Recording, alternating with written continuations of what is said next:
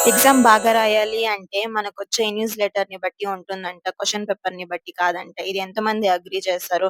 Almost అందరూ agree చేశారు. ఎందుకంటే స్కూల్ డేస్‌లో గూడా మనకిలాగే అనిపిస్తుంది. ఏ టీచర్ మనకు న్యూస్ లెటర్‌గా వస్తారు అని. ఇదంతా ఎందుకు అంటే నేనైతే ఇక్కడ మీషోలో అయితే ఒక ప్రొడక్ట్ అయితే ఆర్డర్ చేశాను గైస్. ఇదొచ్చి ఒక క్రాఫ్ట్ ఐటెమ్. సో, దీన్నయితే కొన్ని స్టోన్స్, పెయింటింగ్ అలాగే గ్లూ స్టిక్ అన్నీ వస్తుంది. సో, ఒక్కొక్క స్టోన్‌ని నంబర్‌ని చూసుకొని మనము బేస్ చేసుకొని స్టిక్ చేయాలి దాంతో. బావుంటుంది. Craft item. ఇదైతే 5 డేస్ పట్టింది నాకు కంప్లీట్ చేయడానికి. పిల్లలకి బాగా ఎంగేజింగ్ యాక్టివిటీ ఫోను చూడడం తగ్గిస్తారు. సో, డే 1 అయితే నేనైతే సగమే కంప్లీట్ చేసినాను. ఇలాగ చేస్తూ చేస్తూ డే 2, డే 3 వీడియోస్ చేయడం గూడా మర్చిపోయేసినాను నేనైతే. సో, డే 5 రోజైతే సగం అయితే కంప్లీట్ అయిపోయింది. ఆల్‌మోస్ట్ డే 6 వరకు చేసినాను నేనైతే ఇది.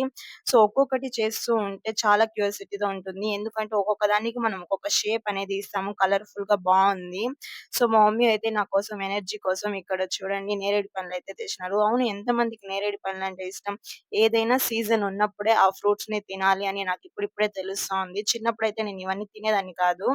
కానీ ఇప్పుడైతే ఇవన్నీ అయితే నాకు బాగా నచ్చుతాంది. టేస్ట్ అయితే అద్దిరిపోయింది. అదే చెప్తున్నానిక్కడ. ఇంకా మా మమ్మీ అయితే కాసేపటికి ఎగ్ పఫ్ అయితే చేసినారు తినడానికి.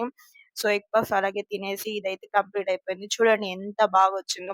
అసలిక్కడ ఏం సీన్ ఉంది తెలుసా? ఒక అబ్బాయి, ఒక అమ్మాయి బోట్‌లో వెళ్తున్నట్టు నైట్ టైమ్‌లో ఎంత బాగుందో. దీన్నైతే నేనైతే ఫ్రేమ్ చేసి పెట్టాలి అనుకుంటా ఉన్నాను. ఫ్రేమ్ చేస్తే బావుంటుందా లేదా కామెంట్ చేయండి. అలాగే మన వీడియో నచ్చితే సబ్స్క్రైబ్.